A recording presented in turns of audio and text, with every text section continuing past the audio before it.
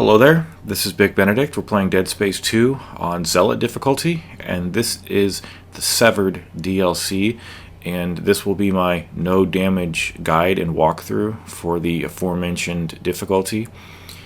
We are a new character now, Gabe Weller. All the same mechanics apply though, so you should be comfortable with them.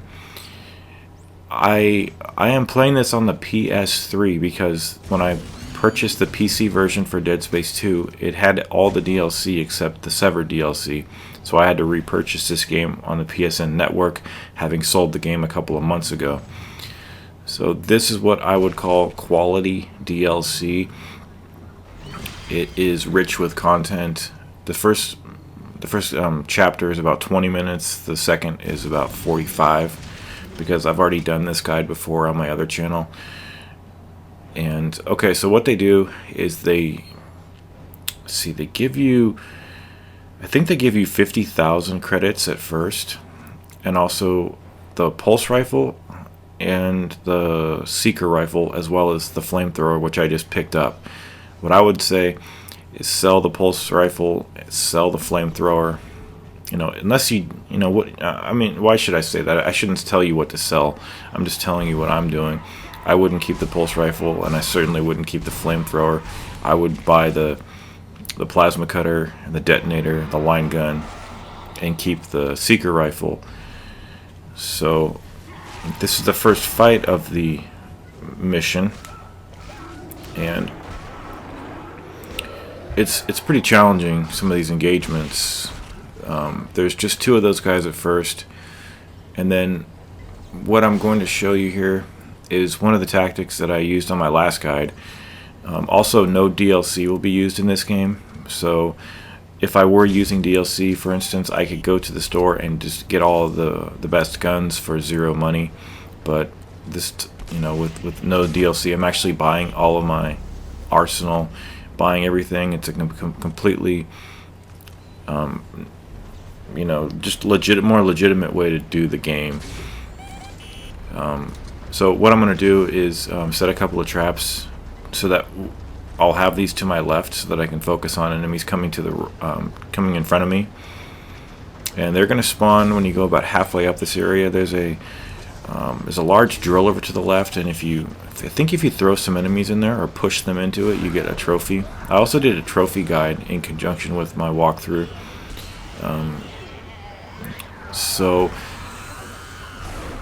A lot of times in this game, just like in Gears of War, you're always looking for the best spot to stand.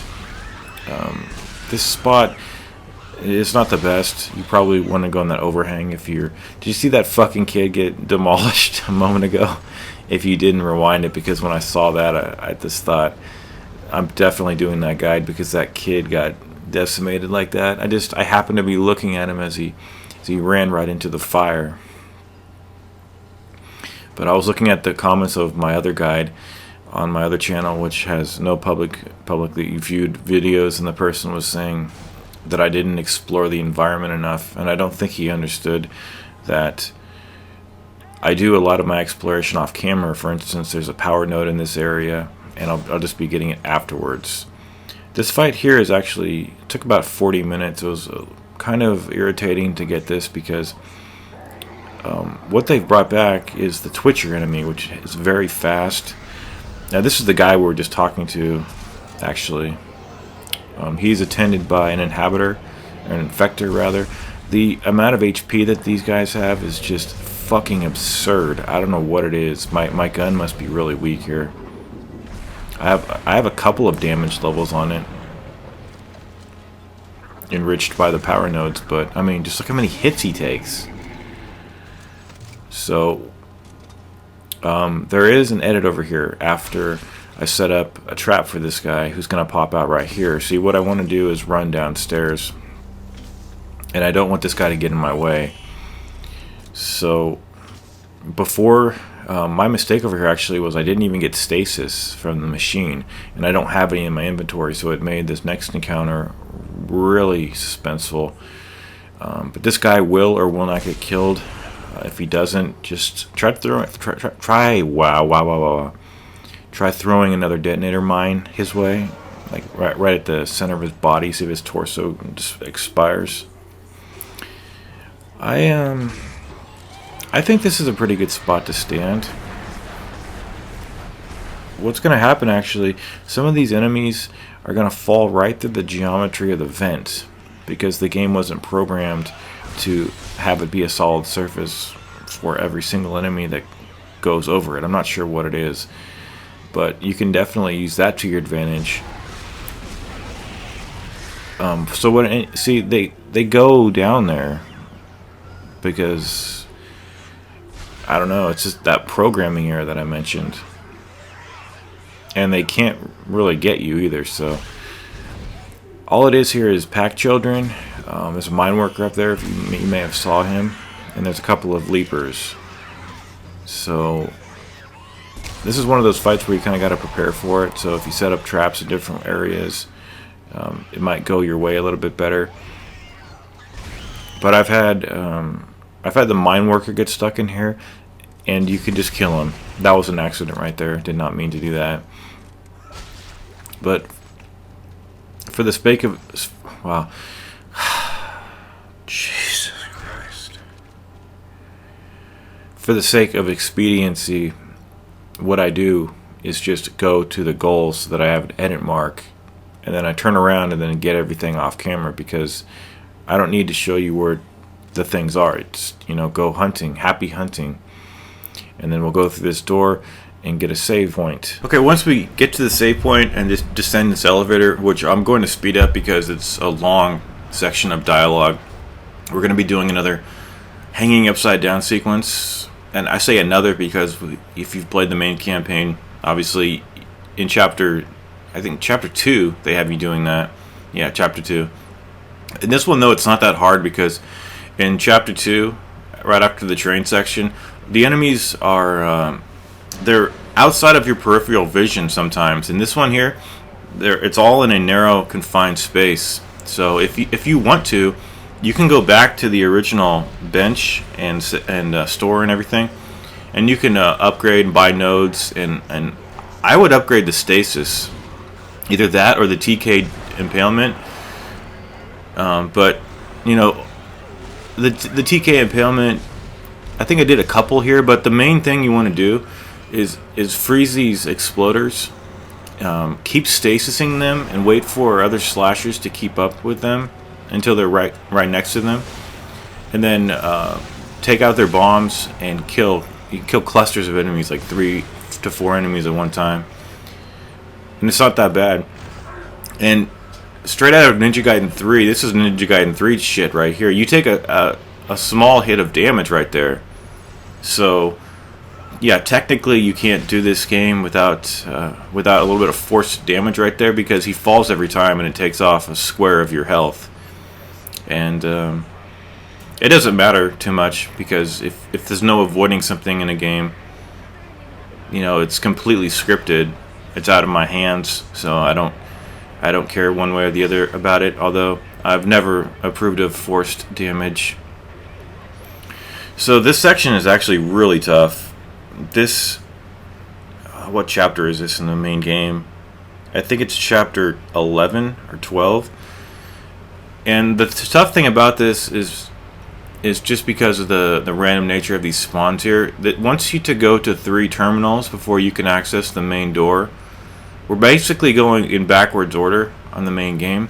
I'm doing this terminal first because of the fact that the infector and the slasher that will spawn, I just want to get it over with, because sometimes if you do this one first, then you won't get you won't get the scenario with the infector and the slasher,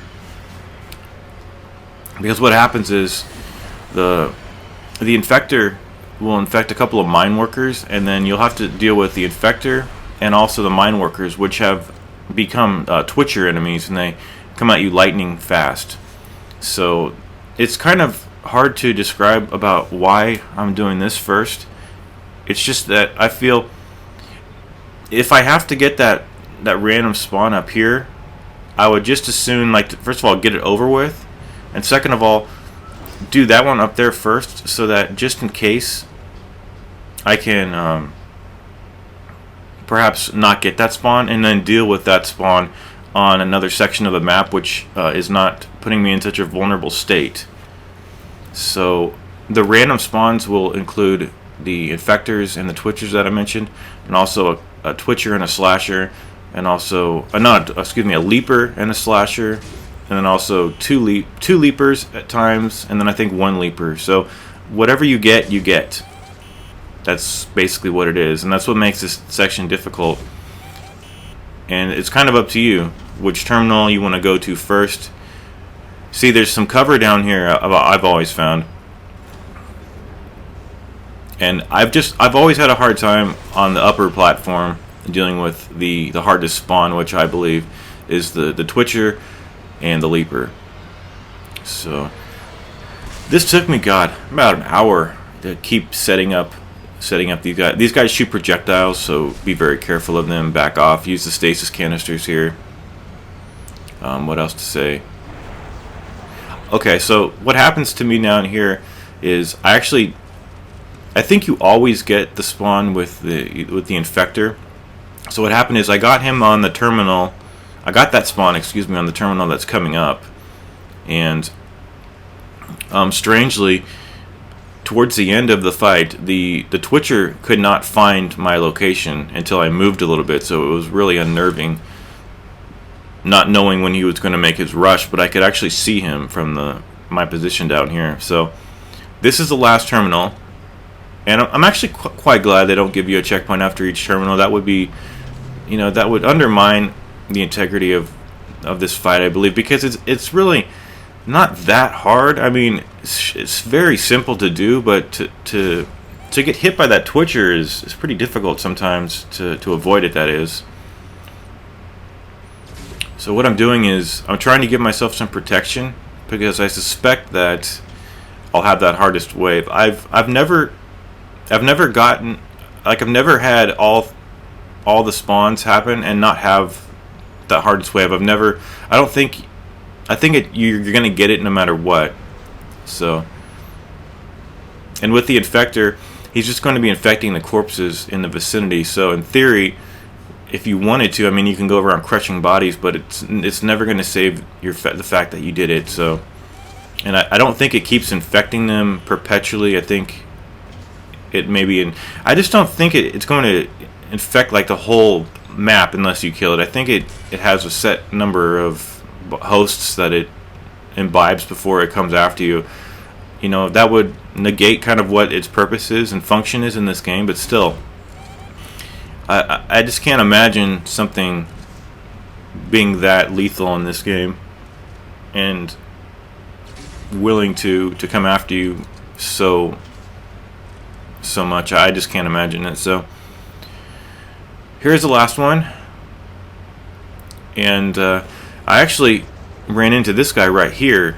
So, like, I would say that this is a pretty good place to stand. Just simply because you've got the protection on the stairs, anybody who's coming down. So, and also if you get that spawn, this guy will be like right behind you. And I also think that the infector is going to spawn somewhere near a body. So this is actually a great place to possibly get this spawn, because then you can just turn around and the infector will be near this body. I'm not gonna sit here and tell you my strategy is the #1 ticket to victory.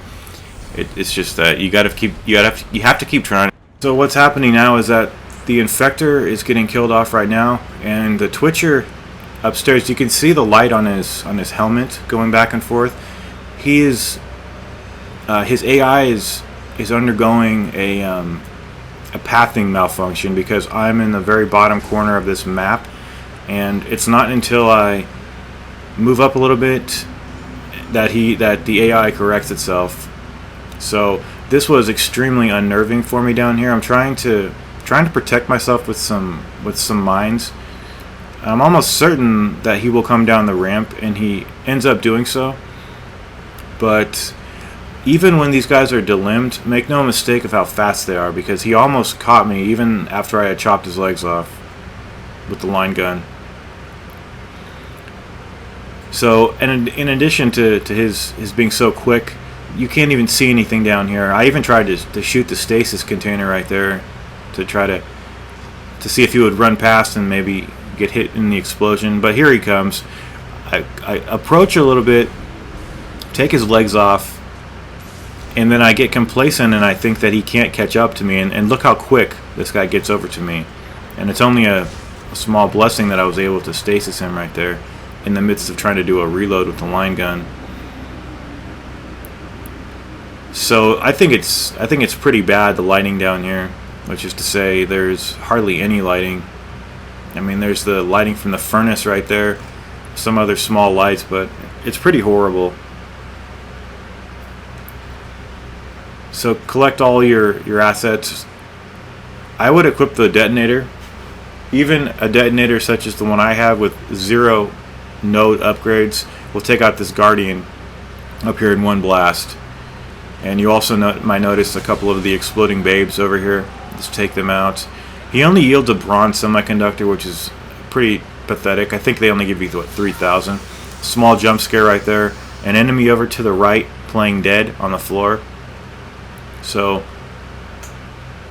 if you hit him with the gun, he'll get up and start trying to attack you. And this guy, he drops a lot of currency on the enemy drop for that. It's 2,000. I suspect you can get more than that. Sometimes I've got 1,700 from that kill. And then we're going to be going to this room here. You will hear. I tried to stop speaking for a second to maybe allow you to hear it, but there's the screeching of one of the. They almost have a purple haze to them. You'll hear the screeching of one of those enemies. It's just to scare you. And then when you go into this room, you'll be meeting up with those guys in addition to 2 pukers. So how the spawn works over here is if you go to the left or to the right, regardless of how far up you go up this incline, they'll spawn. Or if you just if in the middle of the area when you start out, if you go up the incline halfway, then they spawn too. So on the other side there are some impaling spears, but I would not use those because, you know, unless you have your TK impalement up. Also, what you want to do when you start this game, I'm sorry, you know, I'm a little late saying this, but I would respec all the nodes that the game auto applies to the rig, namely it upgrades a couple of the slots of the HP. Just take that off unless you are not planning on doing a no damage run.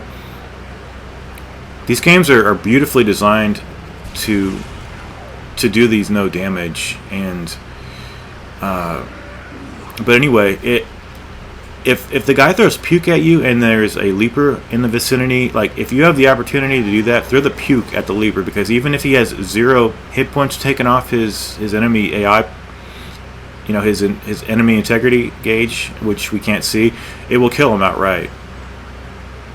So go around, collect all your stuff, backtrack at the store, do your wheeling and dealing if need be, and then we'll have a boss fight, and that'll be the end of the chapter. And then the next chapter is about twice as long as this one, which is nice because this is a gorgeous campaign and I like it a lot.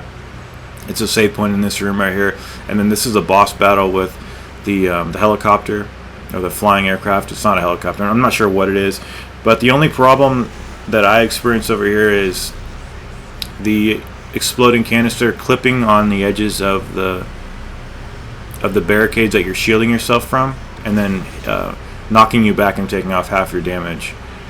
So it's just, I think it's 3 shots here, and just let it fall down. And then when you hear the interaction with Weller and the other guy's, I can't remember the guy's name. That's the end of it, and that's the end of the chapter. Take care.